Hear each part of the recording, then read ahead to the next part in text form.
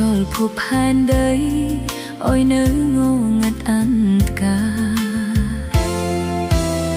ខ្យល់គួចងស្រលសឹកសួលវាចាបេះដូងឯកានៅចាំផ្លូវបងវិលវិញខ្ទមចាស់ជរាដំបូរហែកប្រត់ដល់ជើងមេឃក៏សូមតែបងអាឡ័យ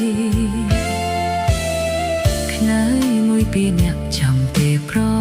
ថ្លៃកាយរួមនិស្ស័យកាយរួមក្តីស្នេហាយើងមិនគួរបងភ្លេច